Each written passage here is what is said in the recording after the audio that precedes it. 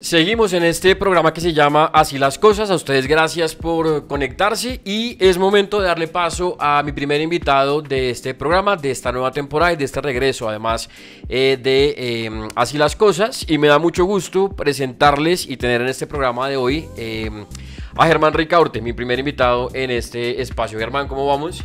Santiago, pues muchas gracias por esta invitación y un honor ser quien abre esta nueva temporada. Abre la nueva temporada de este programa, porque además, bueno, amigo también de esta casa, ya habíamos estado conversando, pero hace rato estaba revisando y fue hace mucho tiempo. Hace años ya. Hace años en esa primera conversación eso fue para Hablando Sin Filtros, el primer programa en el que estuvo. Y pues ya de pronto para ustedes de pronto es una cara visible, la habrán visto de pronto en la política en algún momento, si no, con seguridad se lo habrán también encontrado a través de redes sociales porque está todo el día también es muy activo en redes sociales, en lo que es X por ejemplo, y ahora también incursionando en plataformas, bueno, también lleva ya un tiempo, digamos, dedicado a plataformas digitales. En TikTok, en Twitter, ahora X, en Instagram, en LinkedIn, en todo lado. En todo lado. Las redes sociales son una herramienta supremamente poderosa para conectar con la gente, para expresar las opiniones en materia política, para poder entender qué está ocurriendo, para mantenerse informado, para poder también calibrar el ambiente de la opinión pública. Sí. Y yo desde que empecé a hacer política, en el año 2010, vengo utilizando las redes sociales justamente para eso. En mi primera campaña, cuando llegué a ser edil, el equipo base de la campaña se armó a partir de voluntarios que llegaron por Facebook y por Twitter. En el año 2011. Entonces siempre ha sido para nosotros una herramienta fundamental para poder estar en contacto con la gente. Claro, desde ese momento, solo que ahora se han incorporado pues nuevas redes, nuevas formas también de hacer contenido, que igual con ese formato, digamos, también lleva un montón, porque creo que cuando conversamos en esa oportunidad estaba creo que arrancando con eso, pero era más como por X que por TikTok y luego fue cogiendo mucha más fuerza. Muchos de pronto también, por eso, por el ciudadano preocupado también lo conocen mucho en redes sociales. Gente que lo sigue, gente que también lo basea seguido. Sí, en la calle de hecho hay gente que me reconoce más por ciudadano preocupado que por mi propio nombre. Creo que ese término ha pegado mucho más, genera más recordación que mi propio nombre. Y yo siempre cuento la historia que todo esto surgió porque la primera vez que salí en televisión denunciando el mal estado de unas vías, los del noticiero no sabían ahí qué ponerme abajo, pues yo no tenía ningún título, ningún cargo, nada. Entonces me pusieron ciudadano preocupado y eso ahí quedó. Me causó mucha gracia y desde ese entonces lo estamos utilizando. Pero sí, en redes hay gente a la que le caigo bien y que está de acuerdo con mis ideas, y también hay un montón de gente a la que no le gustan mis opiniones. Sí, como todo generalmente, y más cuando uno se mete con temas no sé, coyunturales de actualidad que golpean un poquito, ¿no? Y generan tanta reacción. Así es. Tanta reacción, así que pues ustedes también lo pueden encontrar igual en redes. De una vez hagamos ahí en la cuña, arroba. En todas las redes sociales, Germán-Ricaurte. Germán-Ricaurte. TikTok, Twitter, Facebook, Instagram, todo. Y cuando me buscan en Google el nombre Germán Ricaurte, también siempre hago una cuña importante. Y es que tengo un homónimo muy desafortunado, un señor que se llama igual que yo, que no tiene ningún parentesco. No tiene nada que ver conmigo ni con mi familia, nada. Que es un coronel retirado, Germán Ricaurte, que estuvo en el IMPEC, que estuvo en la Picota y que cometió una serie de delitos. Entonces, si ustedes buscan ese nombre, aparece un tremendo delincuente que no tiene nada que ver conmigo. Que nada que ver. Perfecto. Entonces, y yo quiero también conversar con Germán, porque creo que hay varios temas. La razón de esta conversación, de esta entrevista, es por proyectos personales que tiene Germán, que empezó también, de los cuales también ya vamos a hablar, porque además regresa nuevamente a la política, después de una pausa de ¿cuánto tiempo? Después de la última elección. Bueno, la última elección fue hace 4 años.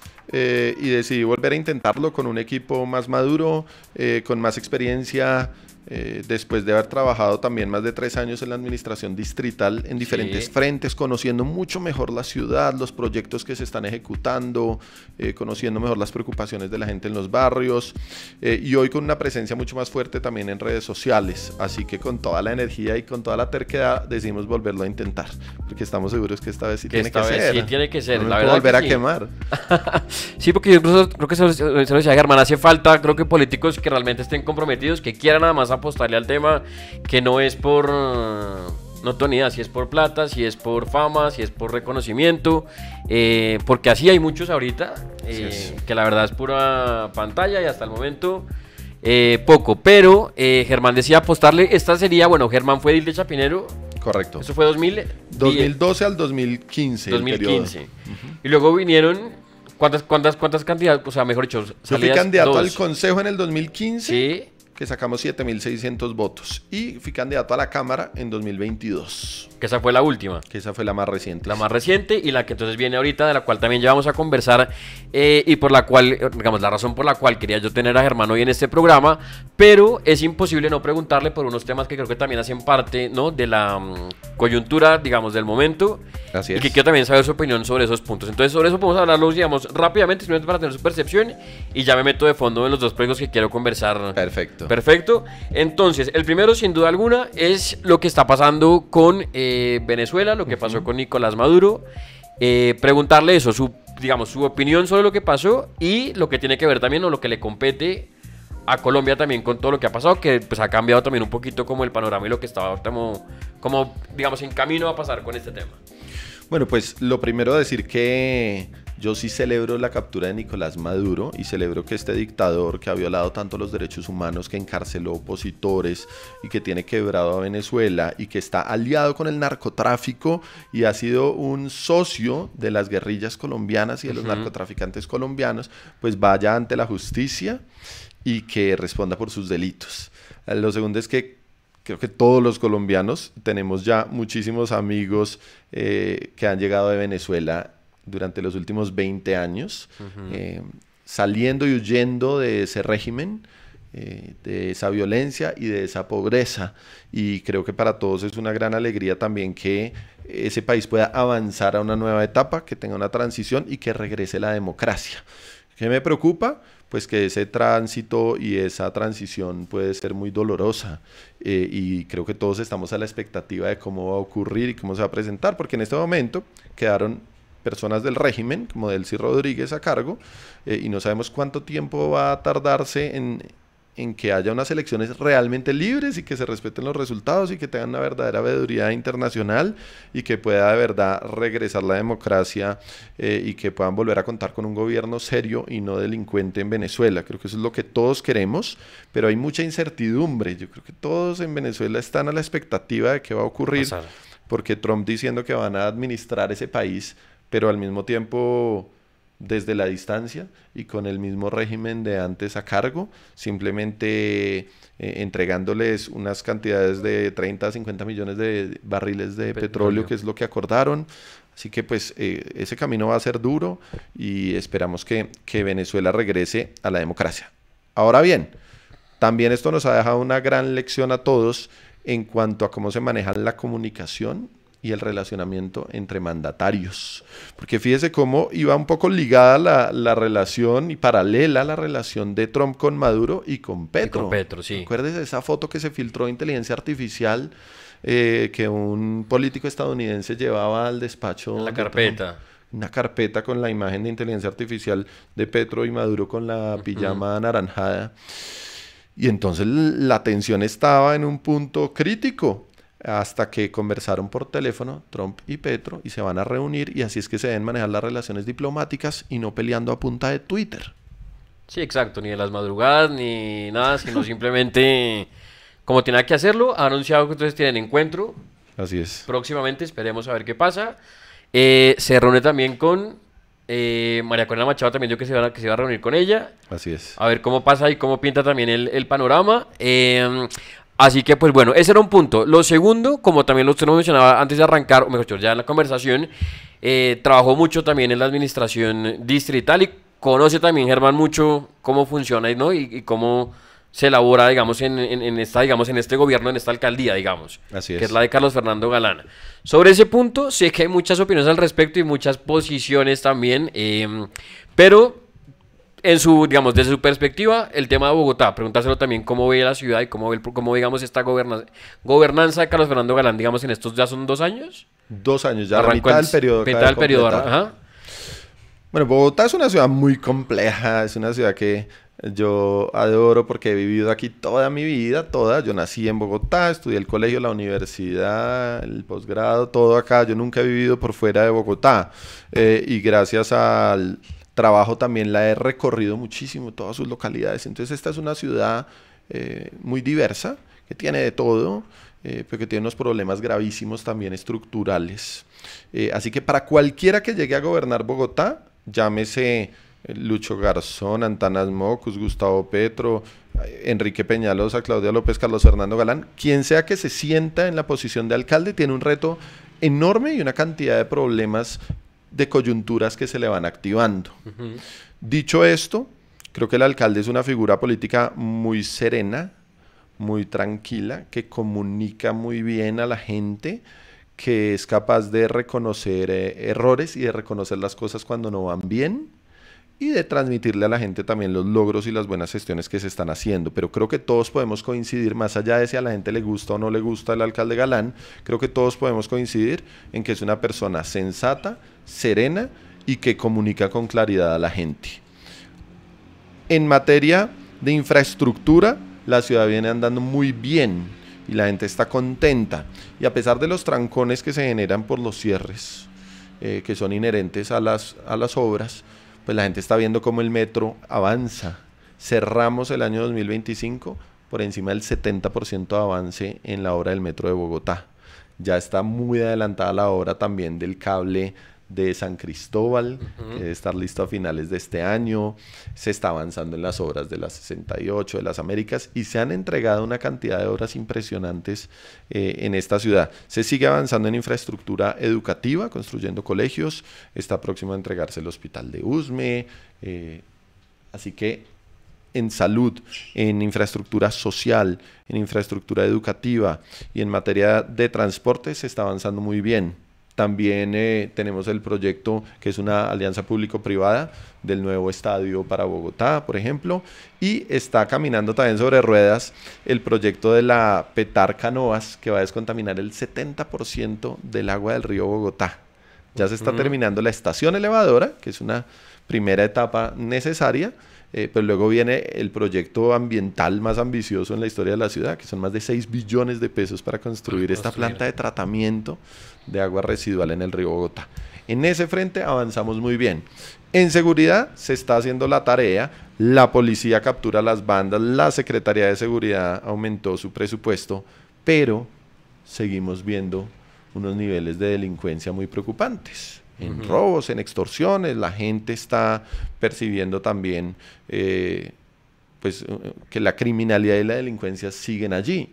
Y es un reto muy difícil que no se arregla de la noche a la mañana, pero sí es importante contarle dos cosas a la gente que son fundamentales para que podamos salir de este problema. El primero es que Bogotá hoy tiene menos policías que hace 10 años. Y Bogotá hoy tiene menos policías que muchas ciudades capitales de Colombia. O sea, Bogotá en proporción tiene menos policías que Cali, que Barranquilla, que Medellín, que Bucaramanga. Siendo más grande. Siendo más grande. Y entonces, lo que ocurre es que hoy el pie de fuerza de la Policía Nacional se distribuye de manera arbitraria. Y eso no puede seguir siendo así. No puede ser que el presidente y el director nacional de la policía, a ojo, cuando necesitan atender una situación en otra ciudad, a ojo sacan de aquí, por ser la ciudad más voluminosa, nos sacan policías. Y nos maman gallo desde hace años a Bogotá, porque los presidentes anuncian que van a reforzar el pie de fuerza. Si usted busca noticias, nuevo pie de fuerza para Bogotá, llegaron refuerzos. Va a ver la foto repetida año tras año. 500 policías ahí uniformados, listos. Y después se los van llevando semana tras semana, los van trasladando a otras regiones. Eso depende de la nación, no de la alcaldía de Bogotá. Y lo que yo propongo, que lo propuse desde la campaña anterior, es que mediante una ley establezcamos una regla clara de cómo se distribuye la policía. Que eso deje de ser arbitrario y tengamos una policía que se distribuye en función de la población, una policía que se distribuye en función de la actividad delictiva, donde se están cometiendo más delitos. Por supuesto, si hay dos ciudades de la misma población, pero en una hay más homicidios, en una hay más hurtos, en una hay más extorsiones, hay que llevar más policía para allá. Y finalmente que tengamos una reserva para atender situaciones coyunturales o temporales. Pero pienso que debemos establecer una regla clara. Eso es lo primero. Y lo segundo, un reto enorme en justicia. Hay una gran frustración entre la propia policía porque capturan delincuentes y van quedando libres. Y aquí quiero ser claro en una cosa. No se trata de caer en el populismo punitivo. Existe la presunción de inocencia. Y cuando los jueces ven una captura y liberan a la persona, es en función de su presunción de inocencia, le dicen usted se puede defender en libertad. Y hoy hay 3 excepciones en las que la gente no se puede defender en libertad sino detenida. Que sea un peligro para la sociedad, que haya un riesgo inminente de que se escape o que haya un riesgo inminente de que altere las pruebas porque tiene el poder para hacerlo. En esas circunstancias, al delincuente o la persona que está acusada de un delito no se defiende en libertad sino detenida. El problema que tenemos es que esos criterios son muy subjetivos y yo quiero que en el Código de Procedimiento Penal seamos un poco más específicos de cuando alguien es un peligro para la sociedad.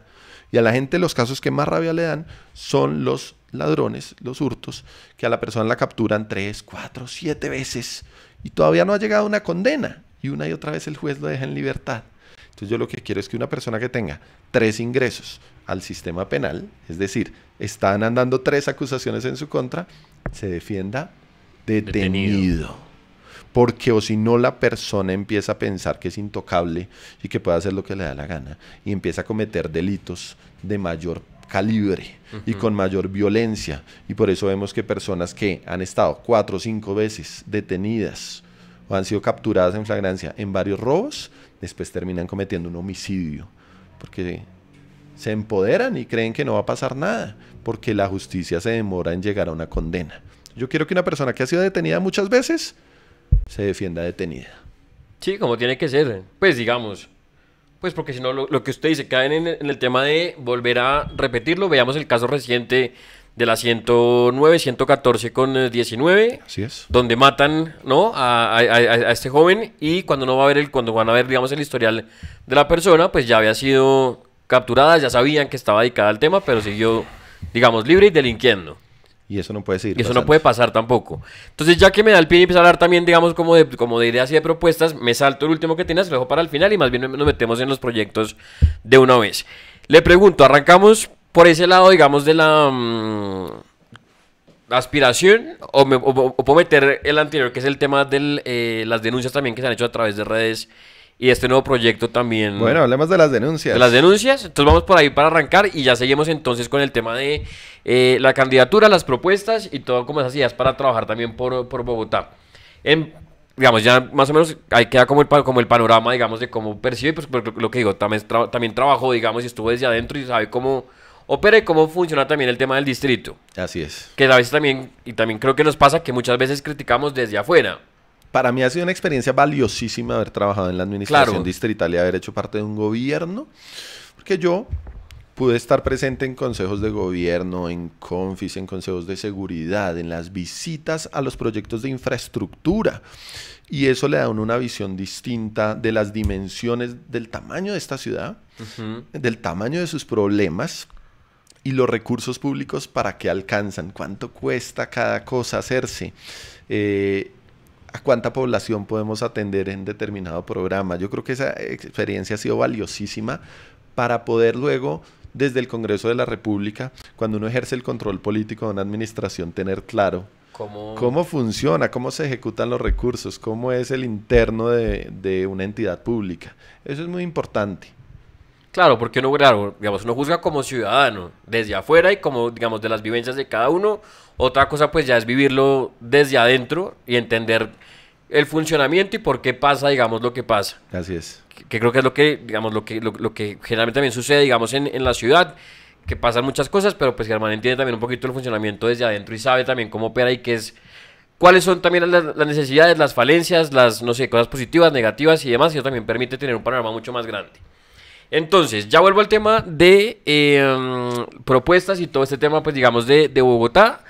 Pero entonces vamos a pasar al tema, hubo uno de los temas, digamos, que les decía yo que quería hablar con Germán, que es un proyecto que había arrancado hace mucho tiempo, digamos, no tenía nombre, creería yo, es verdad, era sin nombre, pero siempre ha estado Germán muy pendiente de alguna manera, vigilar y exponer ciertos casos que a veces pues nosotros no conocemos, no tenemos, o no estamos tampoco pendientes de ese tema, y este tema de la corrupción, sin duda alguna, del abuso también de los recursos, de cómo se gastan o malgastan los recursos públicos, los recursos de los colombianos, los impuestos y todo se lo gastan en fiestas, cosas y demás. Entonces, esto no tenía nombre, pero no a través de redes, digamos, quienes también hemos seguido a Germán en redes hace mucho tiempo, sabemos que constantemente está exponiendo lo que no está bien, lo que no es, estamos como cumpliendo, digamos, o respetando. Y ahora ya como que cogió forma, digamos, o digamos, encabeza todo en un proyecto que es la unidad del gasto hormiga. Así es. La unidad contra el gasto hormiga es una veeduría ciudadana que nace justamente de esa preocupación que menciona Santiago, que yo tengo desde hace muchos años, que los impuestos se inviertan bien, que los recursos públicos se destinen a las verdaderas prioridades, a las cosas que realmente importan.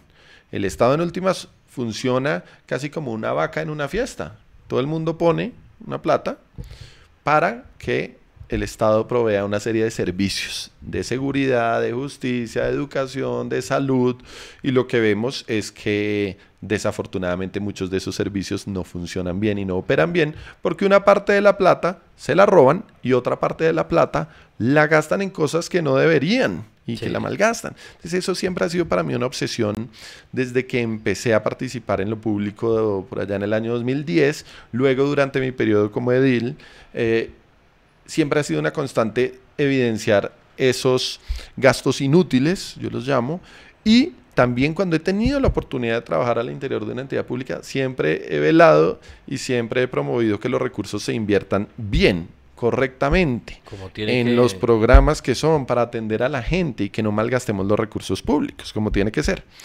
Y entonces, como usted dice, este ejercicio, esta causa no tenía un nombre, y por eso decidimos juntarnos con un grupo de amigos que tienen la misma preocupación y ponerle un nombre, una identidad y conectarlo con algo que la gente pudiera comprender muy bien. Por eso nos pegamos a este concepto del gasto hormiga, que yo creo que casi todo el mundo comprende de qué se trata. En las finanzas personales se utiliza mucho para decirle a la gente, oiga, ¿usted en qué se gasta su plata? ¿En qué se le va el sueldito? Que usted pudiera recortar, que no es absolutamente necesario. Entonces yo aprovecho, Santiago, para preguntarle yo a usted cuál es ese gasto hormiga suyo recurrente o cuáles son esos gastos hormigas que usted dice, oiga, sí, yo a veces me doy unos lujos y me compro unas cosas o gasto en tales cosas que podría no necesariamente hacerlo. Uy, gaseosas, se me va un montón de plata, porque pues eso es, digamos que constante. Uy, hay entradas a almacenes que uno no necesita cosas y termina uno comprando. Pues digamos que cuando uno crece cambian también las cosas. No sé si de pronto también le ha pasado. Así es. Que uno cambia un poquito el panorama. Entonces digamos que no tengo ni idea. O unos vasos, o ya uno empieza a cambiar ya cambia el chip un poquito. Menos en Rumba y ahora ya en una aspiradora. Sí, cosas para la casa. Digamos que gasto también, pues digamos que uno va comprando cositas. Creo que esas dos. Mentiras, tengo otro vicio que también es terrible y también pues eso es consumo diario y pues gasto mucha más plata. Que son, pues voy a decir lo que no me importa, igual son cigarrillos, digamos. Entonces eso pues es una cuota mensual, que si usted empieza un montón a sumar ese gasto mensual en el transcurso de toda su vida, termina representando una plata importante. Importantísima, por eso ni hago Y eso mismo pasa en el gobierno. No solamente en este gobierno actual y en el gobierno nacional, eso ocurre en los gobiernos todos, en los gobiernos nacionales anteriores también, en los gobiernos distritales, en los gobiernos locales, en los municipios, en los departamentos. Este es un problema sistémico del Estado colombiano. Parece que muchos funcionarios públicos no tienen conciencia de que esa plata es de todos y que esa plata tiene que invertirse en las prioridades y que esa plata no se puede malgastar en caprichos. Y por eso empezamos a hacer esta serie de denuncias del gasto hormiga para que la gente vea ejemplos de cómo se va erosionando ese presupuesto público en cosas que son evitables. Tal vez una de las primeras denuncias que hicimos cuando lanzamos la unidad contra el gasto hormiga fue por unas ruanas. El Ministerio de Minas y Energía gastó 7 millones de pesos comprando unas ruanas brandeadas del ministerio. Y yo dije, venga, pero el Ministerio de Minas, ¿qué hace comprando ruanas? ¿Eso qué tiene que ver con su misionalidad? Y mucha gente me dijo que era un ridículo, porque eso era muy poca plata, que solo 7 milloncitos. Yo les digo, bueno, dígale eso a una familia que no come 3 veces al día, que solo 7 milloncitos. Dígale eso a una familia que vive en un pagadiario, que son solo 7 milloncitos. Y yo hago el reclamo a través de redes sociales. Y el ministro de Minas deja en evidencia ese pensamiento del mal funcionario. Me dice, pues si no le alcanza para comprarse una ruana, deme su dirección y le mando una. Y esa no es la forma de responderle a los ciudadanos por el manejo de sus impuestos. Luego miramos cómo en la presidencia de la República cambiaban los termos para el café. Yo tomo mucho café y en las oficinas, sector privado y sector público, se toma mucho tinto. Eso está bien, no pasa nada. Lo que pasa es que cuando dicen vamos a cambiar los termos, y son 79 termos en la oficina, ¿por qué se van por el más caro del mercado que puedan llegar a encontrar? Compraron termos, el precio unitario es 700.000 pesos. Multiplicado por 79, fueron 55 millones de pesos comprando termos para el café. Uno dice, hombre, cuidemos un poquito más la plata de todos. Luego empezamos a indagar un poco más y encontramos que en la presidencia de la República contrataron con nuestros impuestos a un entrenador de fútbol para entrenar al equipo de los funcionarios, de los burócratas de la presidencia, para que participen en torneos de banquitas con otros burócratas de otras entidades públicas. Y así sucesivamente llevamos más de 40 denuncias, pero van a ser 102 en el transcurso de esta campaña. Y es un ejercicio que, como decía Santiago, viene desde antes y va a continuar independientemente de lo que pase. Vamos a seguirlo haciendo, porque los recursos públicos tenemos que cuidarlos y eso es un deber de todos. Y si los optimizamos y los invertimos mejor, podemos atender las verdaderas necesidades de la gente. La seguridad, la salud, la educación pública, apoyar el emprendimiento. Claro, porque, y es lo que dice Germán, digamos, claro, son 7 millones, son 50 millones, que la gente dice eso, pues digamos, a la larga puede que suene poquito. Pero primero, si lo multiplica uno, porque además deben cambiarlo y lo pueden ir cambiándolos, pues o sea, eso suma, digamos, ¿no? Y se multiplica, pues es una gran cosa. Y segundo, los recursos de la entidad no están para eso, o sea, tienen que dedicar a eso, supongo, a las funciones de cada entidad, ¿no? de lo que tienen que hacer, pero no estar centrados en gastar. Pero viene un poco también el concepto de cuando, digamos, ese dicho que cuando la plata no es de uno, ¿verdad? Entonces, pues no importa, pues yo me la gasto porque como no es mía y no me duele, y yo la recupero, no tengo ni idea. Después algo se inventan, cobran algo y vuelven y la recuperan. Pero es absurdo además lo que hacen y es una denuncia, lo que decíamos, que ha trabajado durante mucho tiempo, que se ha encargado también de exponer muchas cosas que a veces los ciudadanos tampoco están al tanto, ¿verdad? Así porque vivimos como cada uno en su mundo o con tantas cosas que pasan. Creo que es un tema que a la gente muchas veces no le presta tanta importancia, o a veces no pensamos también como ciudadanos, ¿no? Que todo eso que nos hacen pagar constantemente, a veces se va en lo que no tiene que estar invertido, ni utilizado, ni nada por el estilo. Claro, ocurren dos cosas con este tipo de denuncias, que a veces pasan un poco desapercibidas y no tienen la lupa puesta de la opinión pública. Lo primero es que en este país vivimos de escándalo en escándalo. Entonces, cuando a usted le sale una noticia un día que capturaron a fulano por paramilitarismo, al otro día que capturaron a fulano por un escándalo que se robó 1 billón de pesos, que allá desfalcaron 200.000 millones de pesos, que esos grandes escándalos, pues por supuesto acaparan la atención de la opinión pública y está muy bien, pero también ocurre a pequeña escala este desangre de los recursos públicos a los que también hay que ponerles la lupa en el día a día, y por eso estos ejemplos han sido valiosos. Fíjese que nosotros también hemos encontrado como en las entidades públicas una cosa que se institucionalizó, llamado los planes de bienestar, que son para los funcionarios de planta. Pues termina siendo una cantidad de recursos que se van gastando en actividades absolutamente inútiles y que tenemos que replantear, y que es una de mis misiones en el Congreso de la República, estructurar un proyecto para que esto se ponga en cintura, nos pongamos serios y los recursos públicos se gasten en lo que se tienen que gastar. Entonces, ¿cómo es posible que en el Ministerio de Defensa se gasten más de 20 millones de pesos en un taller para enseñarle a los solteros a lidiar con su soltería? Y eso es en un paseo con puente tibetano y competencias de canoa. ¿Cómo es posible que en la Superintendencia de Salud, con la crisis que tenemos de la salud, también hayan hecho un encuentro para solteros gastándose más de 20 millones de pesos? hoy que estamos grabando este programa, hubo un escándalo que salió a la luz sobre el aumento en la burocracia en la ADRES, que también maneja los recursos de la salud, y encontramos que ya también tienen planificado para este año un torneo de bolos para 70 funcionarios, con uniforme, entrenamientos, premios, y en eso es que se empieza a hacer la plata. Y uno dice, bueno, pero cada una de estas cosas es poco dinero. ¿Cuánto dinero gastó el presidente en presidencia de la República desde que llegó Petro en trago, en bebidas alcohólicas? 94 millones de pesos. La gente dice, eso es muy poquito. A mí me ponen en redes sociales, pero eso es poquito, es que usted es un muerto de hambre, no sabe cuánto cuesta un buen whisky, me ponen los petristas en Twitter como respuesta a esta denuncia. Yo les digo, ok, ¿les parece poca plata? Hablemos de lo que hizo la DIAN en sus olimpiadas para los funcionarios de la DIAN. Sí, ese fue 2.000 personas juntaron, son unas olimpiadas donde jugaron billar, natación, squash, bolos, etcétera. 6.800 millones de pesos. La institución que nos cobra nuestros impuestos, mientras que el presupuesto del deporte lo redujeron drásticamente y quitaron las becas para los estudiantes que ganan los juegos intercolegiados. Entonces, en realidad es mucho dinero cuando uno lo suma. Sí, claro, y es una vergüenza porque, digamos, nadie dice que se dediquen o que no tengan, digamos, no tengo ni idea, la fiesta de fin de año, que no tengan algún encuentro, pero creo que se puede optimizar la cosa. Así es. No, porque también dirán, no, es que no tienen derecho a hacer lo que quieran, digamos, a divertirse también como empresa. Pero primero, o sea, poner como objetivo o sea, para lo que están, digamos. No estar pensando en ni de solteros, ni en nada por el estilo. Y si quieren regalarle algo a sus funcionarios digamos, por el trabajo, está perfecto, como hacen todas las empresas. Pero pues buscan, digamos, la manera de que sea un detalle, supongo, pero pues que no, digamos que no implique mayores, digamos, costos ni nada por el estilo.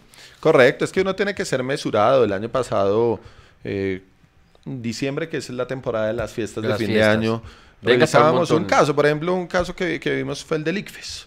Fue una fiesta para unos 200 funcionarios aproximadamente, con un valor que superó los 200 millones de pesos. Entonces yo hacía cuentas y decía, hombre, esto fue como un matrimonio. Sí. Matrimonio para 200 personas muchas veces puede costar eso. ¿Por qué? Porque incluía orquesta, DJ, hora loca, animador de hora loca, con sombreros, con no sé qué. Y uno dice, hombre, ¿pero por qué un matrimonio para celebrar el fin de año en el ICFES con todos los problemas que tenemos y el déficit que tenemos en materia de educación?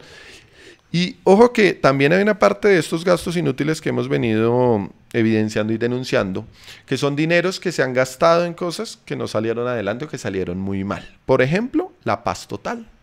Y entonces en la paz total, que son estas negociaciones que han sido absolutamente infructuosas con el ELN y con las bandas criminales, con las disidencias de las FARC, en honorarios, la gente a veces cree que estos negociadores de paz, no sé, trabajan gratis o por amor al arte, pero en realidad tienen unos honorarios muy generosos.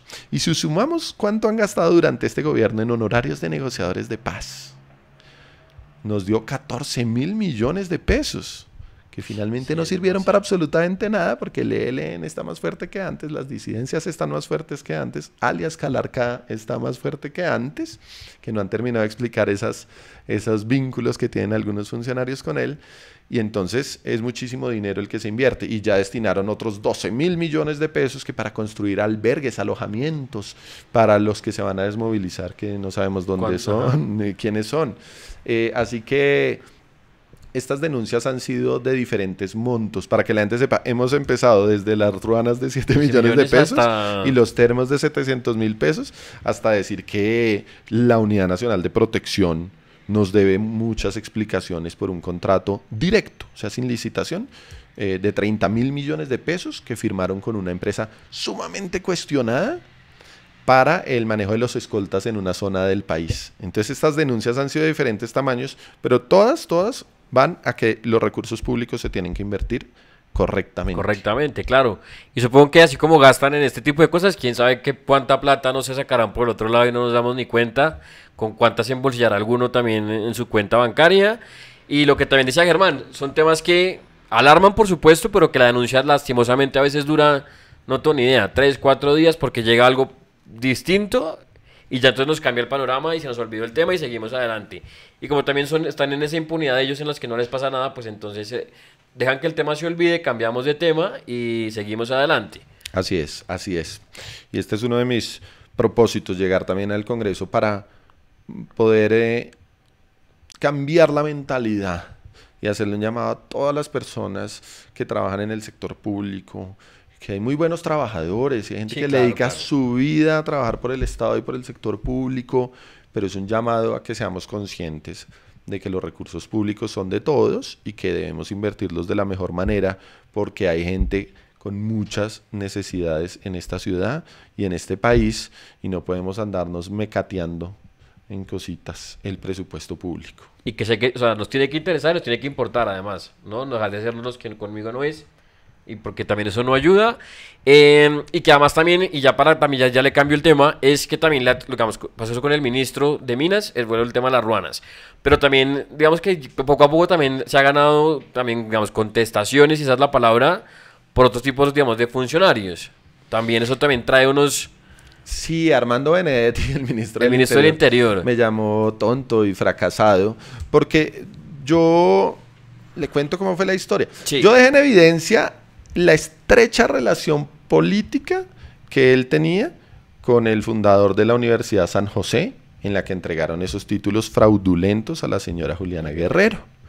Ella trabajaba con él en el Ministerio del Interior y antes de pasar a ser viceministra, pues mágicamente obtiene su título profesional en la Universidad de San José, y yo lo que hago es publicar unas fotos que dejan en evidencia que ellos hicieron política juntos, que fueron fórmula en una campaña del Congreso de la República, que trabajaron en un mismo partido y que coincidieron en el Consejo de Bogotá y en el Congreso de la República y que tenían una estrecha relación, este señor de apellido Pareja. Yo recordaba, por lo que llevo tantos años haciendo política, recordaba haberlos visto haciendo política juntos, pero empecé a hacer una búsqueda en medios de comunicación, en redes sociales, y no encontraba nada para poder demostrar eso. Y me metí al Facebook de Armando Benedetti y empecé a echar para atrás. Encontré los álbums de fotos de Facebook, que eso ya casi nadie usa. Me fui por allá a campañas viejas, hasta que encontré las fotos de ellos participando en eventos y con la publicidad del uno del otro y demás. Porque Benedetti básicamente decía que eso era mentira, que ese señor a duras penas lo conocía. Cuando en realidad habían hecho equipo y habían hecho política juntos. Y eso molestó a Benedetti, me llamó tonto, me llamó fracasado.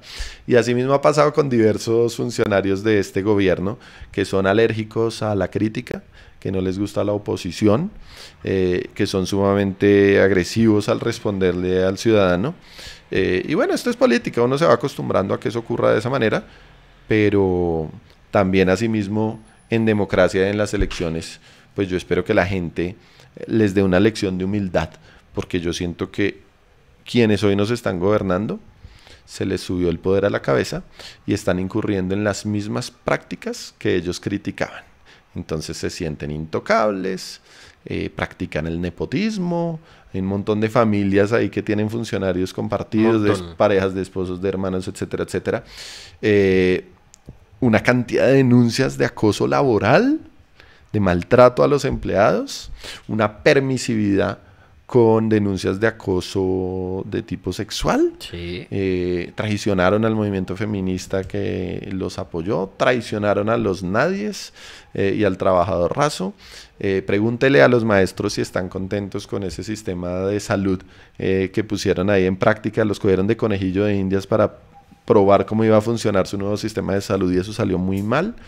Entonces, yo sí siento que quienes hoy nos gobiernan se les fueron las luces y su actitud ante la crítica es lo que muestra eso. Sí, porque digamos, eso pasa, y lo que hablábamos, en todos, digamos, ha pasado en todos los gobiernos y en todo el lado ahí. Lo que pasa es que este sí ha sido un poco mucho más descarado y es que, o sea, desde que arrancaron, o sea, no han parado desde que arrancó el gobierno. Vemos escándalo, pero o sea, semanal. Todos los días hay un nuevo escándalo. Y es que no se nos puede olvidar la promesa con la que llegaron a gobernar, y era el cambio. Y entonces lo que vemos es que se mantienen las mismas prácticas nocivas, las mismas prácticas corruptas del pasado, y cuando se les hace el reclamo ellos contestan, eso también pasaba en el gobierno anterior. Claro, pero es que ellos no eran el cambio. Ellos no criticaban todas esas prácticas. Y llegaron y se quedaron en lo mismo. Y yo creo que eso ha decepcionado a millones de personas que creyeron en ese proyecto. Yo nunca les creí porque como edil viví y sufrí lo que fue la administración Petro en la alcaldía de Bogotá. Y por eso a mí ya nada me sorprende de esta gente. Porque cuando gobernaron Bogotá, improvisaron, cometieron actos de corrupción, practicaron el nepotismo, cambiaban los funcionarios cada 8 días, lo que estaba bien lo dañaban y lo que estaba mal no lo arreglaban tampoco. A mí no me sorprende nada porque además muchos de ellos son los mismos que gobernaron Bogotá en ese entonces. Pero la gente sí se alcanzó a ilusionar en muchas zonas del país y muchos jóvenes que no vieron a Petro gobernar como alcalde creyeron que era una esperanza y una ilusión de cambio, terminaron juntándose con lo peor de la política para ganar. Entonces, yo creo que la frustración y la decepción son lo que marcan hoy a esa generación que creyó en ellos. Así es, y que van, o sea, sin miedo y sin asco, hacen lo, o sea, lo que decía, un poco de impunidad, son intocables, además pues están en el poder, entonces están disfrutando también, ¿no?, de estas mieles que no habían tenido, y entonces aprovechan los lujos, las excentricidades, lo que puedan hacer, aprovechan Así es. y sacan tajada.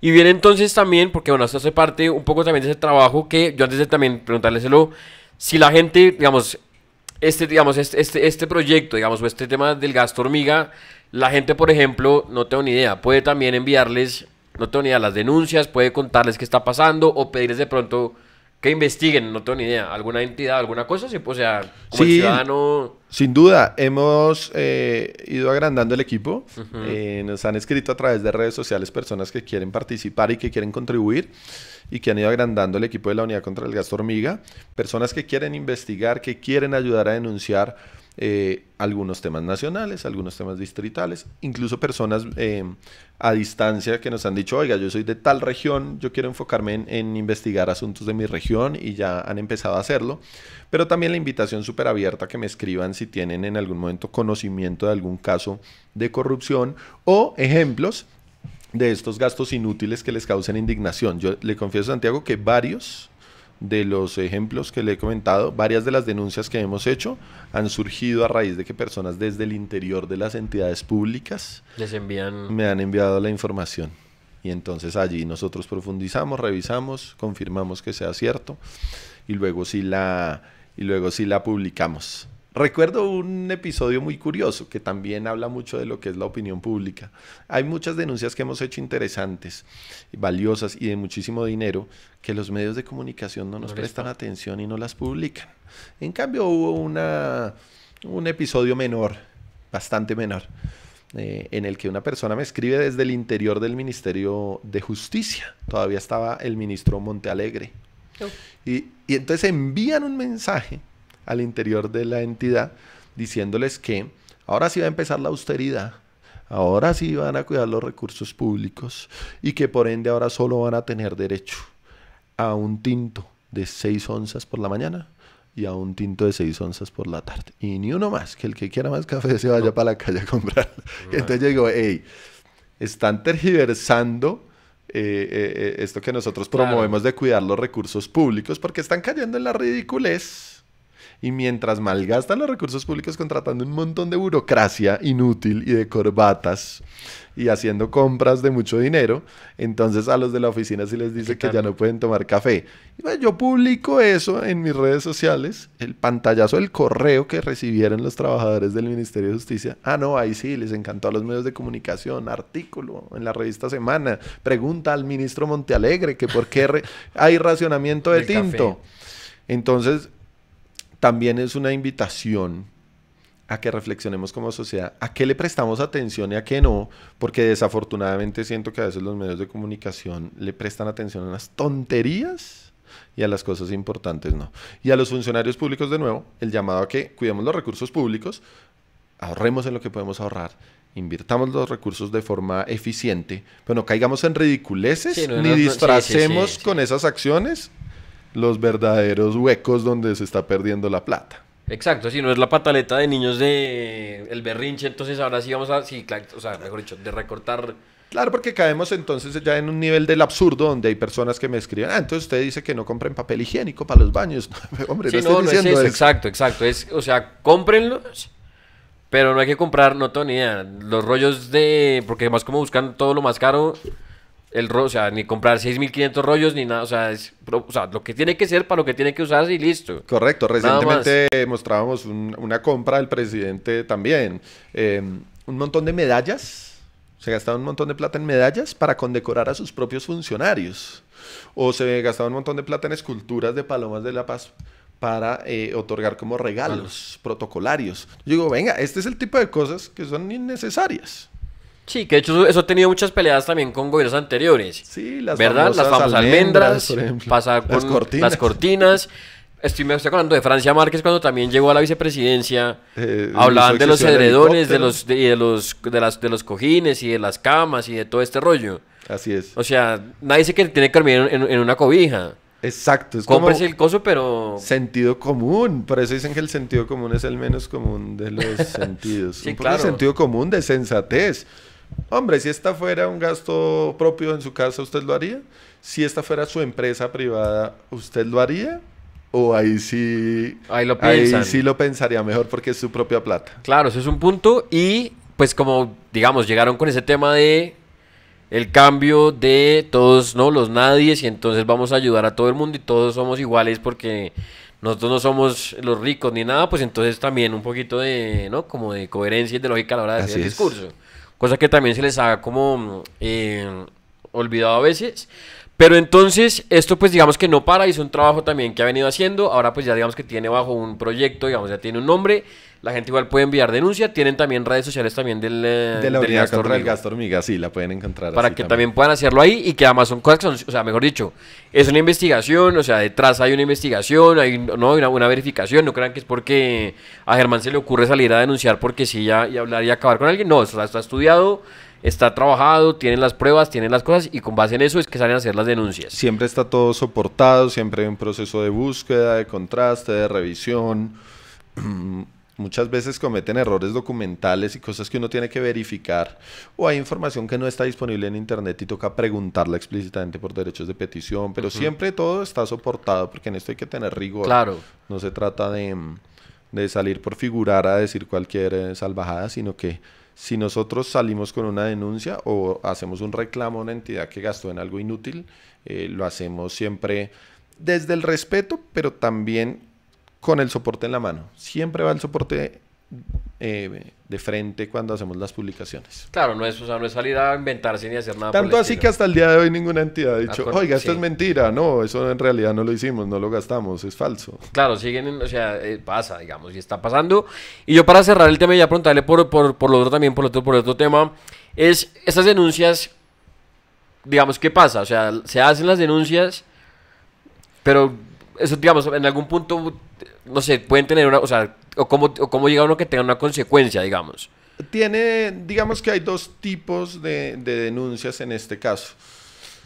Porque hay unas que se tratan de asuntos que no violan la ley, que se cobijan dentro de las reglas de la contratación pública para hacer la compra.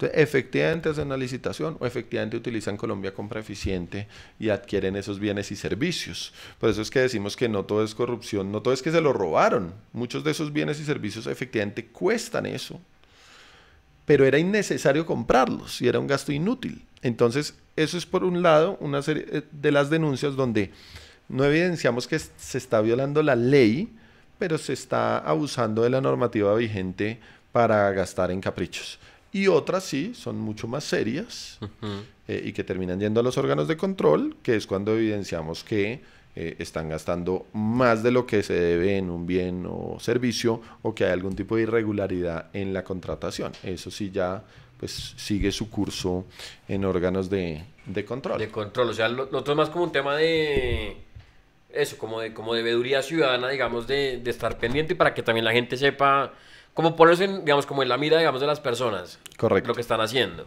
Y le comento rápidamente un ejemplo que fue uno de los primeros casos míos denunciando gastos inútiles o el derroche de nuestros recursos públicos, que fue cuando yo fui edil de la localidad de Chapinero, un caso que se llama las columnas vigilantes. Yo creo que al día de hoy usted busca en Google y lo va a encontrar en diversos medios de comunicación. las columnas vigilantes. Cuando yo llego a la Junta Administradora Local de Chapinero, me entero meses después que existen unos aparatos que fueron comprados con anterioridad llamados columnas vigilantes. Un aparato grandote, de unos 2 metros de altura, con una sirena y un botón de pánico y un letrero que decía: si usted oprime este botón, se va a comunicar con la línea de emergencia 123, si tiene una emergencia de tipo de seguridad. Y los logos, traía logos de policía, del Fondo de Vigilancia y Seguridad, del 123. Y ese aparato traía una cámara con micrófono integrado. Y creo que era originalmente una idea interesante cuando no todo el mundo tenía un celular con plan de datos, ni tenía minutos, ni tenía cómo alertar a través de redes sociales que algo estaba pasando. Entonces se ponían en el espacio público estos aparatos, un botón de pánico, una alarma, una sirena, para comunicarse con la línea de emergencias. Hoy sería absurdo pensar en eso con la tecnología que tenemos. En ese entonces, cuando las compraron, que fue por allá en 2007, 2008, tenía algún sentido. El problema es que con lo que yo me encontré al llegar a la Junta Administradora Local es que ninguno de estos aparatos servía para nada. Yo fui uno por uno y llevé a algunos medios de comunicación a acompañarme, y uno oprimía el botón, se prendía una luz y no pasaba absolutamente nada. Nadie contestaba en ninguna parte, eso no conectaba con absolutamente nada. Y entonces yo dije, venga, se perdió la plática de comprar las columnas vigilantes. Botaron nuestros impuestos a la caneca. Pero después seguí investigando y me encontré que había contratos vigentes de mantenimiento y conectividad. Entonces había unos empresarios corruptos que se estaban echando al bolsillo nuestros impuestos mes a mes. Dice que por el mantenimiento de un aparato que estaba vuelto nada, destrozado, lleno de grafitis, y la conectividad de algo que no estaba conectado a nada. Eso, por supuesto, se envió a la Contraloría. Hubo un proceso de responsabilidad fiscal, se encontró un detrimento, terminó en sanciones a los funcionarios que estaban involucrados, se logró que terminaran esos contratos y se protegieran nuestros recursos públicos. Me quedó un sinsabor hasta el día de hoy.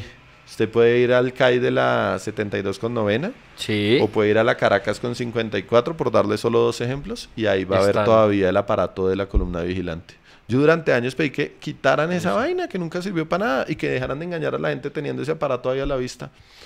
Y al día de hoy no ha sido posible, me han dado todo tipo de excusas a lo largo de los años, yo he insistido mucho. Lo que pasa es que eso era del Fondo de Vigilancia y Seguridad y ese fondo se acabó por problemas de corrupción. Entonces ahora no hay quien lo Entonces que retire. el inventario, que si nos llevamos esto al inventario nos van a decir que es un nuevo detrimento, que miramos si se las vendíamos a Ciudad de México, que miramos si no sé qué, un montón de excusas. Ahí sigue el aparato, no sirvió para nada. Nos robaron la plata, nos saquearon. Entonces eso efectivamente tuvo su curso en los órganos de control. Y tuvo sus sanciones y logramos impedir que nos siguieran robando la plata mensualmente. Sí, por lo menos un freno con lo que están haciendo. Para que entonces se den cuenta, creo que hace muy, o sea, mejor dicho, lleva muy bien el apodo que tiene en redes y demás, que es un ciudadano preocupado, digamos. Así es. Creo que poca gente se preocupa realmente tanto por las cosas. Sí. Porque muchos nos quejamos, no tengo ni idea, en la red un ratico y se nos y salió. Y hay que pasar de esa preocupación a tomar acciones y a denunciar y a ponerle la cara a los problemas y a proponer soluciones, por supuesto. Claro, porque es que si no, mejor dicho, la gente tiene que estar, o sea, si no, todo queda en la nada y no pasa nada y digamos que esto sigue igual. Queda en quejadera. Pura quejadera y hay que tener eso, acción. Y justamente de lo que hablábamos también, Germán toma entonces la decisión de volver a la vida política, al tema electoral, a lanzarse, digamos, a un cargo público. Después de lo que hablamos, para refrescar un poquito, es después de ser edil, esta es la tercera campaña, digamos, que viene después de haber sido edil de la localidad de Chapinero. Correcto. Y esta vez, pues digamos, bueno, o sea, mejor dicho, aspira entonces para la Cámara, ¿verdad?, de Representantes por Bogotá, con el Nuevo Liberalismo. Así es, Partido Nuevo Liberalismo y el número 102. Es una lista abierta, es una lista por la que cada persona puede votar por el candidato, digamos, de su preferencia. No es una lista cerrada. Y efectivamente tomamos la decisión de volverlo a intentar porque hemos aprendido, porque hemos crecido, porque tenemos una serie de críticas frente al funcionamiento del Estado y propuestas para ayudar a solucionar esos problemas, porque tenemos un equipo de trabajo muy preparado, con el que estoy convencido de que una vez en el Congreso nos vamos a destacar muchísimo y nos verán en los rankings de los mejores congresistas desde el primer año, sin duda. Es el convencimiento de que lo podemos hacer mucho mejor de los que están allí. Andrés Calle e Iván Name están detenidos por presuntamente haber recibido entre los 2 y 4 mil millones de pesos para impulsar las reformas sociales. Yo creo que podemos hacerlo mucho mejor que ellos. El señor David Racero, que ahora va a ser senador, tiene unas denuncias gravísimas por unos temas laborales con la gente de su UTL, por las convocatorias laborales de su Fruber particular, por temas también de solicitudes e intercambios burocráticos. Y ahí está el hombre y nosotros lo podemos hacer mucho mejor. Hay otros congresistas que desafortunadamente pues van a calentar el asiento y han propuesto, pues a lo largo de su periodo no hicieron nada. Una señora que solo propuso cambiar el escudo de Colombia para cumplirle un capricho al presidente. Un señor, el que vende jugo de corozo, solo presentó un proyecto de ley para declarar patrimonio la arepa de huevo. Nosotros podemos hacerlo mucho mejor que ellos.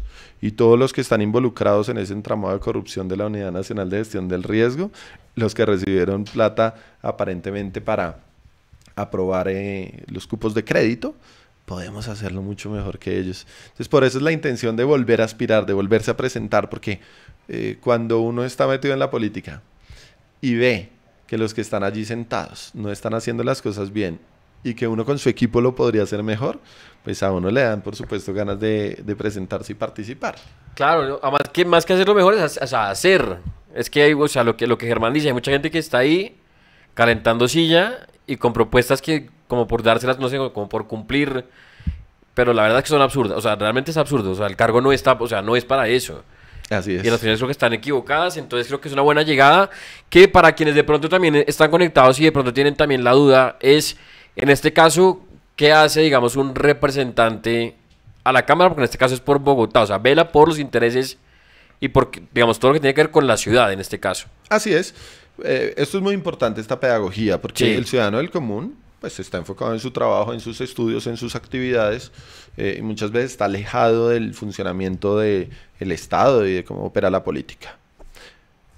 El Congreso, donde se hacen las leyes, tiene dos cámaras, está dividido en 2 secciones. Una es el Senado, que se escoge a nivel nacional, en todo el país les dan el mismo tarjetón, y una Cámara de Representantes que tiene unos voceros, digamos, de cada departamento y de Bogotá. Bogotá elige 18 representantes a la Cámara. Su rol principal es representar a Bogotá, o sea, los voceros de los intereses de Bogotá, ante el Congreso o en las discusiones del Congreso. Ahora sí, ¿qué hace un representante de la Cámara o un senador? Porque todos en últimas allí tienen las mismas funciones. Se cumplen varios roles. 1, ejercer el control político, vigilar la labor que hacen los funcionarios públicos, citar a los debates a los ministros, a los funcionarios del gobierno nacional para que rindan explicaciones y le aclaren a la gente lo que están haciendo. Ese para mí es el rol más importante, que es la veeduría, la vigilancia, el exigirles a los funcionarios que hagan bien su trabajo. 2, se discuten, por supuesto, y se presentan proyectos de ley y actos legislativos. Los actos legislativos son los que cambian la Constitución, los proyectos de ley pues son para modificar las leyes de la República, y esos proyectos incluyen algunos en las discusiones muy importantes. Ustedes habrán visto cuando se discute que la reforma a la salud, que la reforma laboral, la reforma pensional, o cuando se cambian los códigos para los que son abogados, que el código penal, el código laboral, etcétera, etcétera. Cuando todos los temas, el CEPACA, el de procedimientos administrativos, etcétera. Entonces, se cumple un rol muy importante en lo normativo. Y para mí, unas de las discusiones más importantes son la del Plan Nacional de Desarrollo, que sí, solamente cada 4 años, cuando llega un nuevo gobierno, presenta su Plan Nacional de Desarrollo, con todos los programas y proyectos que piensa ejecutar en 4 años. Esa para mí es una de las discusiones más importantes. Es un proyecto de ley, pero uno de los más importantes cada 4 años. Y una vez al año se discute el presupuesto general de la nación. Y entonces allí es donde se distribuyen los montos, cuánto se va a gastar en el pago de la deuda, cuánto se va a gastar en el funcionamiento del Estado, cuánto va a invertir cada entidad pública. Y por supuesto, recurrentemente en este país, mucho más de lo que debería ser, se discuten, por ejemplo, las reformas al estatuto tributario, lo que se conoce como reformas tributarias, y es allí donde creo que nosotros podemos jugar un rol muy importante. Por eso yo quisiera estar en la medida de lo posible en las comisiones terceras o cuartas del Congreso para discutir los temas de carácter económico y las decisiones que impactan el bolsillo de los colombianos, para poder ir a cuidarles la plata. Para que no se la gasten ni la usen en lo que no tiene que ser. Esas elecciones, para que también, porque mucha gente de pronto también está perdida en el tema, son en marzo, ¿verdad? Son las legislativas. Sí, el 8 de marzo son las elecciones legislativas. Ese día se escoge Cámara de Representantes, Senado de la República, y habrá un tarjetón de consultas presidenciales. Entiendo que esta vez van a juntar en un solo tarjetón las diferentes consultas que haya. Si la izquierda, el centro, la derecha, todas las consultas en un solo tarjetón. Es decir, van a recibir 3 tarjetones los ciudadanos. Lo que pasa es que en las consultas presidenciales van con nombre y con cara. En cambio, en Cámara y en Senado ven los logos de los partidos y los números. Por eso es tan importante que el candidato haga el esfuerzo y el ciudadano también pueda memorizar el partido de uno, que en mi caso es el Partido Nuevo Liberalismo, y el número 102. Otra labor muy importante que hacen los congresistas, Santiago, para terminar, aparte de discutir y presentar proyectos de ley y ejercer el control político, también tienen unas tareas de elegir algunos funcionarios. Entonces usted bien sabe que en el Senado eligen al procurador, y en la Cámara eligen al defensor del pueblo, y todos eligen al contralor, y por el Congreso también pasan elecciones de magistrados y ascensos de generales, etcétera, y esas son decisiones muy importantes. Hay una cosa que yo quiero hacer, y es que cuando eligen a los magistrados, ese voto lo hacen de forma secreta. Y yo pienso que hay que eliminar los votos secretos en el Congreso. Todas las votaciones, en mi opinión, deberían ser completamente públicas. No tienen ninguna justificación porque unas elecciones son secretas. Sí, como reality de televisión, para que la gente no lo haga. O sea, eso es otro, digamos, de los propósitos también que hay. Así es. Supongo que el tema de las denuncias será también uno de los puntos también fuertes, digamos, de esa candidatura y de ese trabajo, digamos, en la Cámara. Va a ser central. Ese es mi compromiso principal, ir a vigilar cómo se gastan los recursos públicos. Los recursos públicos. ¿Alguno más, digamos, o algún otro? Supongo que debe haber un montón, pero digamos, como de las principales notoriedades, ¿son propuestas o son objetivos, digamos, de ese trabajo en la Cámara? ¿Serían cuáles? Por supuesto, son muchos temas, y además de las denuncias de cómo se malgastan nuestros recursos públicos y estas propuestas en materia de seguridad que le he comentado, en términos generales yo quiero enfocarme y trabajar por un Estado que opere de manera más eficiente. Y eso en este momento implica apoyar una reducción en el tamaño del Estado, que la burocracia vuelva a un tamaño más manejable y un tamaño que pueda costear, porque es que en este momento el gobierno está gastando mucho más de lo que ingresa. Por eso estamos en lo que se llama déficit fiscal, es decir, que se gasta más de lo que entra, y ese hueco año tras año lo tratan de llenar, o con reformas tributarias, cobrándonos más impuestos, o lo que están haciendo ahora, que es muy peligroso, claro, tomando deuda a unas tasas altísimas, al 13%. Estaba viendo ayer un cuadro en el que comparaban la tasa a la que le prestan a los diferentes países. Colombia es uno de los más altos del mundo, estamos a los niveles de Pakistán y estamos en el camino a alcanzar a Nigeria y ser los que mejor pagan porque les presten. Es decir, a Colombia le prestan a tasas de gota a gota, nos están endeudando y esos intereses los tenemos que pagar todos nosotros. Entonces yo quiero cumplir un rol en el Congreso de oposición al populismo económico, de llevar unas posturas sensatas, de que las decisiones en materia económica sean responsables. Yo no voy a votar presupuestos desfinanciados, que me digan, vamos a ingresar esto y vamos a gastar esto. Eso no lo voy a apoyar yo, y ese es seguramente uno de los roles más importantes que vamos a cumplir en el Congreso. Entonces, reducción de la burocracia inútil, oposición al populismo económico y, por supuesto, en materia tributaria, que no queremos que le sigan metiendo la mano al bolsillo a la gente. Es una irresponsabilidad decirle a la gente, voy a bajarle los impuestos. Hay gente que dice eso en campaña, eso es una irresponsabilidad. Pero lo que sí me puedo comprometer es a lo siguiente: vamos a presentar un proyecto que prohíba que un gobierno suba un mismo impuesto varias veces en un periodo. ¿Cómo así que cambian el impuesto de renta ahorita y un año después otra vez y un año después otra vez? Y el impuesto al patrimonio lo tocan ahorita y en 6 meses otra vez, y el IVA entonces lo modifican cada rato, y en los municipios a nivel territorial también, que el ICA. Yo quiero que un gobierno no pueda modificar más de una vez un impuesto durante su periodo, porque genera eso mucha inestabilidad. Y lo que se conoce popularmente como la seguridad jurídica es muy importante para atraer la inversión. Si alguien quiere traer su plata a invertir en Colombia, tiene que tener unas reglas claras. Y que si algo se va a modificar, pues se modifica una vez, pero no una vez cada 6 meses o cada año. Así que ese es otro de los temas fundamentales en los que van a trabajar. Con temas, por ejemplo, no tengo ni idea. Seguridad, por ejemplo, ¿hay algo o ese...? Sí, con seguridad, bueno, como les comentaba, un proyecto para dejar claro las reglas para distribuir el pie de fuerza. De esa manera Bogotá puede tener más policías. Esa modificación al Código de Procedimiento Penal para que la gente que ha sido capturada varias veces se defienda detenida, no quede en libertad automáticamente como hoy ocurre. Y por supuesto una postura política de no darle más largas al ELN y a las disidencias, y no gastar más plata en esa mal llamada paz total, sino invertir esos recursos más bien en fortalecer las capacidades de enfrentar a estas personas. O sea, presupuestalmente me verán apoyando esos presupuestos para fortalecer el orden público y la seguridad ciudadana. En materia de movilidad y transporte, si bien muchos de estos asuntos de los proyectos de Bogotá se discuten es en el Consejo Distrital, no en el Congreso de la República, lo cierto es que la Nación cofinancia algunas iniciativas. Por ejemplo, el Metro de Bogotá, 70% de los recursos los pone la Nación, el 30% los pone el distrito.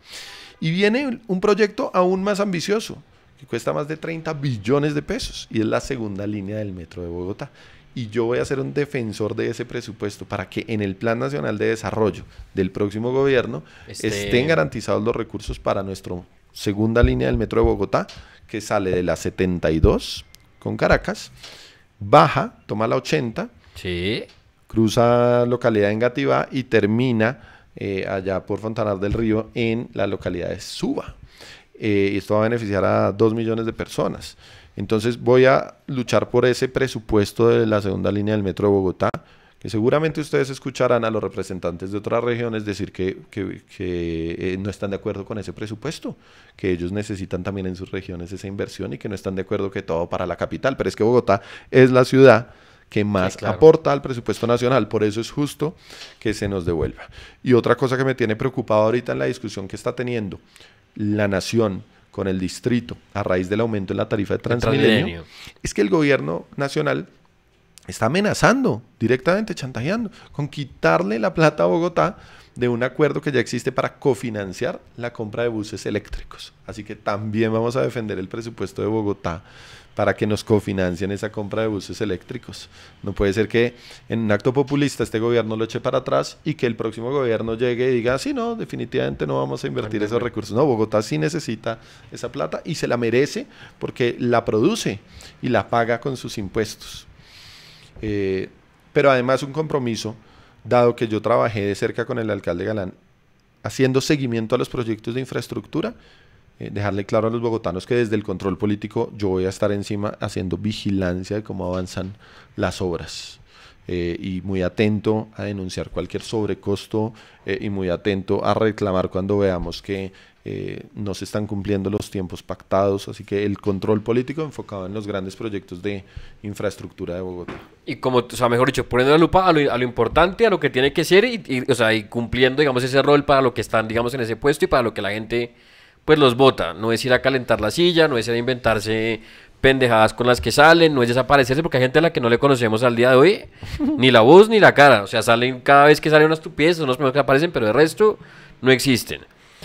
Eso es 8 de marzo, las elecciones entonces, las legislativas. Así es. Nuevo Liberalismo, para que la gente tampoco se confunda, no es el Partido Liberal, no es la L grande, es el Nuevo Liberalismo, que sale así, ¿no? Nuevo Liberalismo, tiene la cara de Galán. Así es. Y el 102. Nuevo Liberalismo y la cara de Galán y el número 102 en el tarjeta. ¿Cuántos votos se necesitan para llegar? Es relativo, porque depende de cuántas curules obtenga cada partido. Y eso ocurre en todas las elecciones, ¿no? Sí. Ediles, consejos, senado. Dependemos mucho de cuántas curules obtenga el partido. y cuántos votos individualmente al interior de cada partido. Entonces, a veces se producen casos curiosos en los que una persona con más votos se quema y se queda por fuera, y una persona con menos votos termina sí entrando, entra, dependiendo del partido en el que están. Pero en términos generales, se necesitan aproximadamente 35.000 votos para ingresar a la Cámara. Para ingresar a la Cámara. Bogotá. Y con algo más también que no sé cuál es la perspectiva, digamos, desde el lado de Germán, pero para mí creo que sí es mejor la opción de que sean listas, o sea, que no es la lista cerrada que va entrando cualquiera, porque meten una cantidad de gente, ya lo hemos visto que hay una cantidad de gente que está adentro por esa razón, otros que están aspirando también ahorita que están metidos en esa misma lista. Entonces hace la fuerza, no tengo ni idea, el primero, y entra un montón de gente que no tiene nada que hacer ni nada que ver ahí. Sin duda, yo soy un defensor de la lista abierta porque la gente debe tener la libertad de decidir a quién quiere que lo represente allí en el Congreso. Y las listas cerradas le quitan de alguna forma esa libertad a las personas, sí, claro. Y los partidos mediante un bolígrafo organizan. Ahora, siempre se dijo que los males de las listas abiertas era que en medio de la competencia por ganar las curules, los candidatos individualmente, algunos de ellos incurrían en unas prácticas nocivas. Entonces se financiaban irregularmente, conseguían plata desesperados por ganar, donde fuera, y con esa plata iban a comprar votos. Eso ocurre en muchas partes del país, y eso ocurre en muchas elecciones, y ese es el origen de muchos de los problemas de nuestra democracia, que candidatos desesperados le reciben la plata a contratistas, a grupos al margen de la ley, y luego con eso compran votos, y luego llegan al cargo es a pagar favores. Entonces, a lo largo de los años se ha dicho que la lista cerrada es la solución mágica para eso, cosa con la que yo no estoy de acuerdo, sí, no. Porque acaba la democracia. Entonces el partido a dedo impone unos nombres con un criterio arbitrario, y entonces a raíz de esto surge una tercería. Entonces se ha dicho, y por fin alguien lo puso en práctica. Alguien dijo, bueno, entonces lista cerrada, pero con democracia interna, o sea, que la gente escoja el orden en el que se van a organizar las listas cerradas. Eso es lo que hizo el pacto histórico. Pero yo siempre he dicho que eso es inservible, porque entonces los males de la lista abierta se trasladan a la consulta en la cual se organiza. Y ustedes pueden haber visto quién fue el más votado en la consulta del pacto histórico. El representante, el delegado del clan Torres. Una votación por encima de los 170.000 votos de un señor, como usted dice, que nadie le ha visto la cara. Sí, nadie sabe a ese señor cuál ha sido su gran gestión como para que obtenga una votación de ese calibre. Los males, las malas prácticas de las listas abiertas se trasladan para la consulta. Lo que quiere decir que el problema no era que la lista fuera abierta, sino el problema es cómo se financian las campañas políticas, cómo la gente toma la decisión de votar, y cómo hay una falta de control efectivo por parte de las autoridades durante la campaña sobre los gastos y las violaciones a los topes de campaña.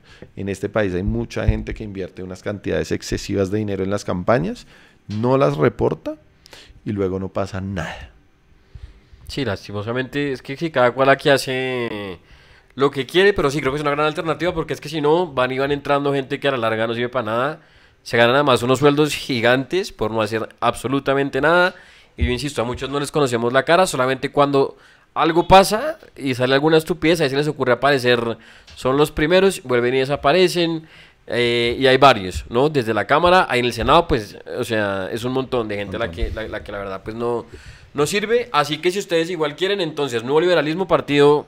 porque tienen que elegir, y el 102, 8 de marzo en las legislativas. Así es. Para que la gente lo, digamos, también esté pendiente, y supongo que también, como lo han venido también haciendo, todo el tema, pues, digamos, de recorrer barrios, de hablar con la gente, toda esta campaña, pues, digamos, creo que es parte también del trabajo, que es llegar a la gente y estar como en ese contacto, pues, permanente también con las personas en la calle. Correcto, nuestra campaña tiene dos grandes componentes. Uno es territorial, presencial en calle, repartiendo los volantes, hablando con la gente, haciendo los recorridos uno a uno, en las reuniones de amigos que nos organizan. Ese contacto directo con la gente es fundamental, y al mismo tiempo todo lo digital, que es más eficiente en términos económicos y en términos de tiempo, porque usted con una sola publicación, en cuestión de instantes, le puede llegar a miles de ciudadanos. Entonces combinamos ambas formas de hacer la campaña, y la invitación es a que las personas nos sigan en nuestras redes sociales,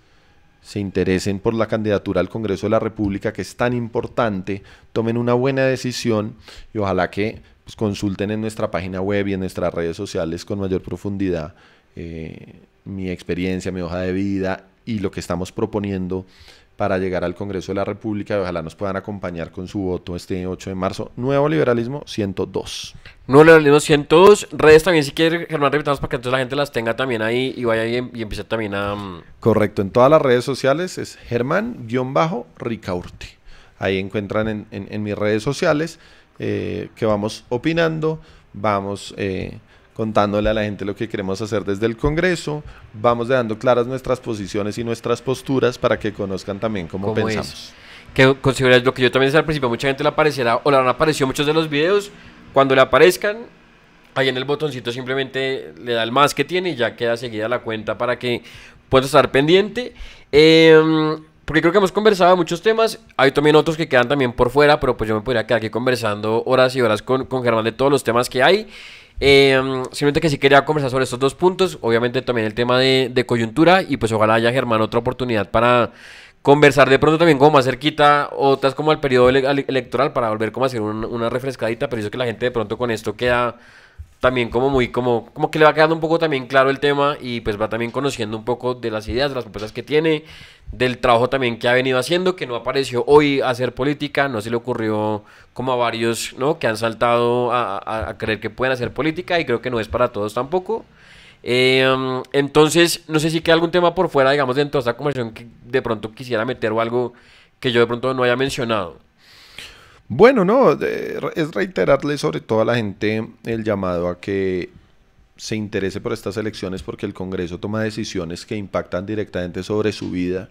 Todavía es casi el 50% de la gente que no vota y entonces le deja su decisión en manos a los demás. Y yo lo que considero es que muchas personas no votan porque están frustradas o están decepcionadas por políticos que les hicieron falsas promesas en el pasado. Han perdido toda la confianza en este sistema, no creen en nadie y entonces por eso no participan. Pero entonces están permitiendo que lleguen los peores candidatos. En la medida que esas personas apáticas salgan a votar, la votación total aumenta y los compradores de votos no les va a alcanzar para lograr esas votaciones que se requieren. La mejor manera de derrotar a los que compran votos es que la votación del ciudadano libre y común sea masiva. Así que esa es la mayor invitación y la reflexión que quiero hacerles y reiterarles que yo soy un ciudadano preocupado por el manejo de sus recursos públicos y mi misión en el Congreso de la República va a ser vigilar cómo se gastan sus impuestos y trabajar para que este sea un Estado más eficiente en el que no nos sigan endeudando, en el que no sigamos pagándole a una burocracia inútil, sino que el Estado nos provea los servicios por los cuales le estamos pagando. Y que ojalá ese discurso, que digamos, lo vemos cada vez que hay época electoral, pues algún día también cambie, ¿no? Que no sea que toque a la gente, o sea, mejor dicho, que entienda la importancia que tiene salir a votar, pero que sea también, o sea, mejor dicho, de lo que decía, ¿no? Porque es que siempre nos toca, o sea, es lo mismo de empujar a la gente a votar, de invitarla a que hay que hacer las cosas. Ahora, mucha gente también salió pensando que iba a haber un cambio y pues el cambio así es, no pasó, lo cual hace que la gente vuelva como a perder un poquito, como que es mejor dicho, es como para echar para atrás el tema, en que la gente vuelva a perder como esa credibilidad, esas ganas de impulsar algo cuando ve que lo hace, pero no pasa nada. Así es, la gente... el ideal sería que todos en nuestra sociedad estuviéramos informados de las funciones de cada uno de los cargos, para qué se elige a una persona, para qué es el Congreso, para qué es el Consejo, para qué son las asambleas departamentales, qué hace un alcalde, qué no puede hacer, porque de esa manera nos ahorraríamos una etapa. Si todo el mundo saliera a votar y todo el mundo estuviera enterado del funcionamiento del Estado, entonces nos ahorraríamos muchas etapas explicativas y educativas en cada campaña, repitiendo lo mismo, de este cargo es para esto, por favor participe, no sé qué, en la casa. Pero desafortunadamente el desinterés de la gente obedece a la decepción que le han causado los políticos. Ojalá que en los próximos años podamos avanzar a una sociedad que esté más activamente participando, más enterada. Yo creo que las redes sociales juegan en esto un papel fundamental. Y por eso también creo que las votaciones de muchos candidatos individualmente han venido creciendo tanto, porque a través de las redes sociales han podido conectar directamente con las personas y han podido tener comunicación uno a uno, y eso va a ser muy importante en esta campaña. Así es, creo que también es lo importante, es el contacto con la ciudadanía, como el voz a voz, pero más que el voz a voz es como eso, como el, no sé, tú a tú, digamos, ¿no? Que está ahí, que es cercano, que no es el político que para los votos es el primero que está con todos, pero luego les da la espalda y no les contesta, ni aparece, ni nada por el estilo, que eso también hay un montón de personajes que han hecho lo mismo, y eso, que ojalá algún día también la gente empiece a ver que eligiendo bien, las cosas también pueden mejorar, siendo conscientes también de por quién votan, no llegar ese domingo y entonces, se me olvidó cuál era, bueno, cualquiera da lo mismo, entonces marco lo que sea y ahí tenemos los resultados de los que estamos viendo también, calentando asiento, ganándose unos sueldos buenísimos, que trabajan poco, ¿no? Y la verdad es que no, pues hace parte también como de armar un poquito el panorama también. Correcto. Entonces creo que hemos conversado de todo, Germán. Mil gracias pues nuevamente por haber aceptado esta invitación, por estar nuevamente en este espacio. Yo por último preguntarle mira, digamos también al tema electoral. Estos son en marzo, tenemos luego entonces las presidenciales. El 31 de mayo. El 31 de mayo las presidenciales, por lo menos la primera vuelta, digamos, de las elecciones presidenciales. Así es. ¿Qué pasa? O sea, ¿cómo ve el tema antes de...? Veo que todavía falta bastante tiempo y las elecciones presidenciales son muy cambiantes, casi que de semana a semana las tendencias van modificándose. Creo que no hay nada más peligroso para un candidato presidencial que puntear encuestas faltando mucho tiempo, porque le empiezan a pegar sus rivales, lo empiezan a cuestionar y sus propios electores que están interesados en votar por él empiezan a indagar sobre la persona y sus ideas y empiezan a profundizar y se terminan desencantando. Claro. Entonces, la campaña presidencial todavía para mí es muy impredecible, pero vemos por supuesto que están tres grandes fuerzas en disputa. La izquierda, que es la continuidad de este gobierno, está la derecha y está un bloque de centro, un poco más de pensamiento liberal. Yo por supuesto voy a acompañar en las elecciones del 8 de marzo la consulta llamada la Gran Consulta, donde están participando ya en este momento 8 candidatos presidenciales, y esperemos que quien salga de esa consulta aglomere a todos los sectores de centro y pueda pasar a segunda vuelta el 31 de mayo. Entonces todavía falta mucho. Yo creo que hemos vivido una campaña presidencial con mucha confusión, porque en un momento hubo más de 90 candidatos. Sí, es que es demasiado. Y eso creo que alejó a la gente.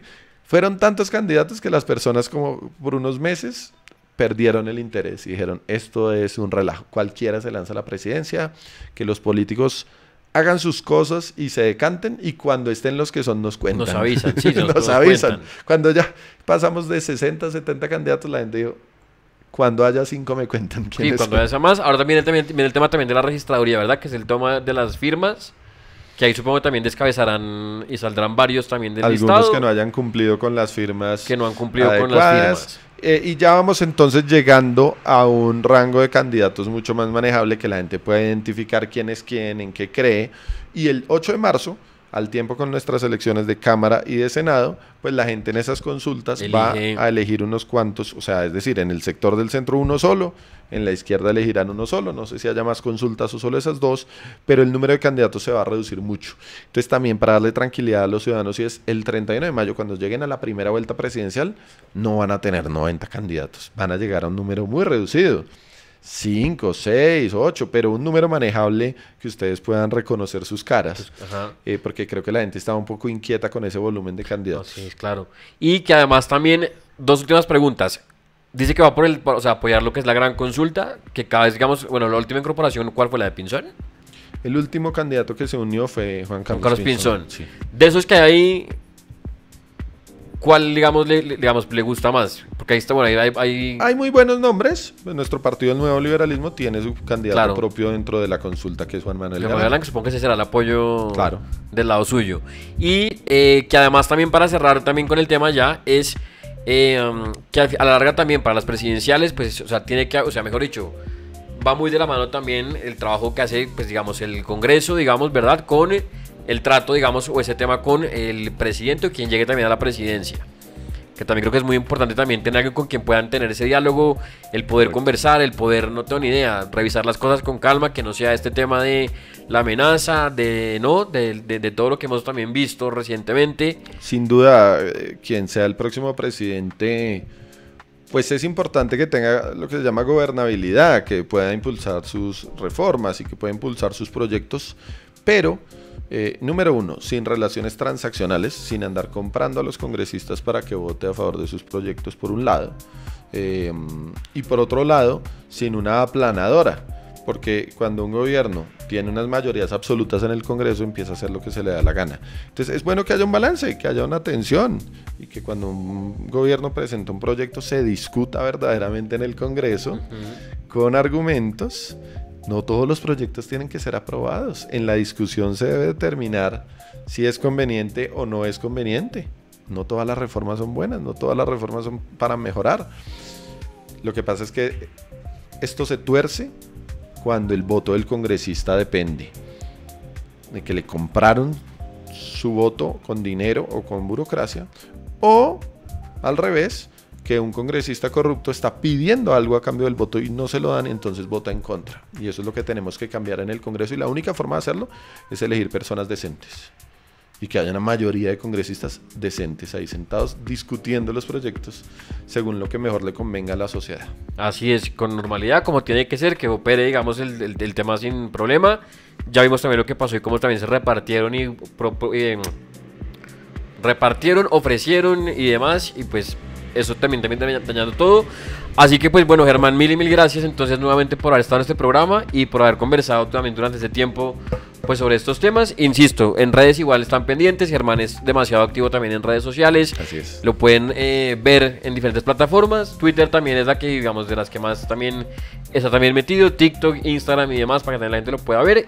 Y no solamente es ver todo lo que hacen a diario, sino también poder empezar a conocer lo que hablábamos, un poco el perfil, el trabajo, las denuncias y todo lo que han también venido haciendo con el equipo.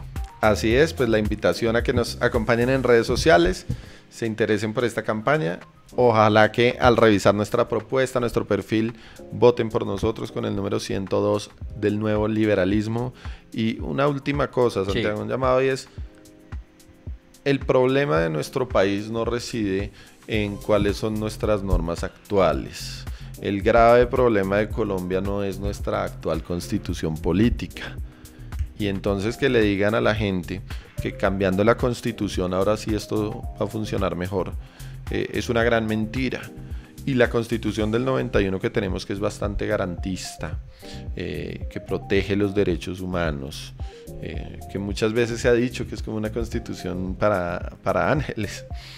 Nuestra constitución, si se cumpliera, entonces el país sería mucho mejor. Entonces el reto que tenemos es hacer cumplir la constitución, hacer cumplir las leyes, hacer los ajustes que se requieran, pequeños, pero no tirar por la borda los avances de la constitución del 91. Así que esto, para cerrar, uno de mis compromisos desde el Congreso es oponerme a la realización de una Asamblea Nacional Constituyente que ponga en riesgo nuestros derechos, que ponga en riesgo nuestra libertad económica.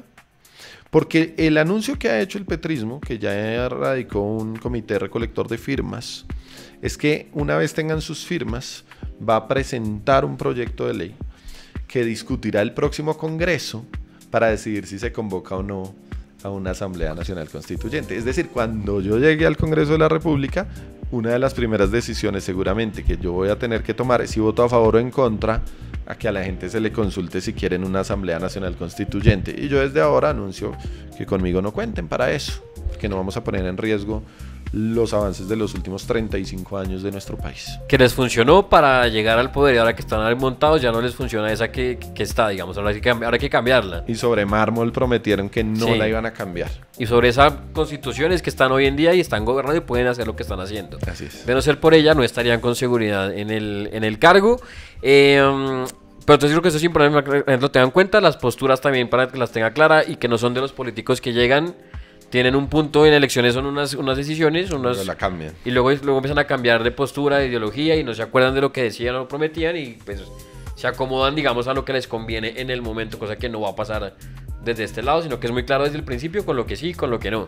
Así es. Entonces, pues eso que era eso, creo que, insisto, quedan una cantidad de temas por fuera, pero pues ojalá haya oportunidad nuevamente para conversarlos y para seguir hablando un poco también de todo lo que vendrán haciendo de aquí, pues a marzo con todo el tema de elecciones. En la calle también se lo encontrarán con seguridad también haciendo recorridos, haciendo, pues, digamos, actividades y demás. Sí, exacto. Cuando me van por la calle me saludan y me reciben el volantico, por favor. Para que también lo hagan y también escuchen las propuestas de Germán y las que también haya, porque creo que sí hace falta ese cambio. Germán, muchas gracias nuevamente entonces por haber estado en este programa. Santiago, muchas gracias por esta invitación, un honor y un saludo a todos sus televidentes, sus oyentes y sus seguidores. Gracias, y a ustedes también gracias por conectarse. Recuerden, este programa está martes y jueves, entonces nos vemos el jueves con más temas y con más invitados y temas de interés en este espacio que se llama Así las Cosas.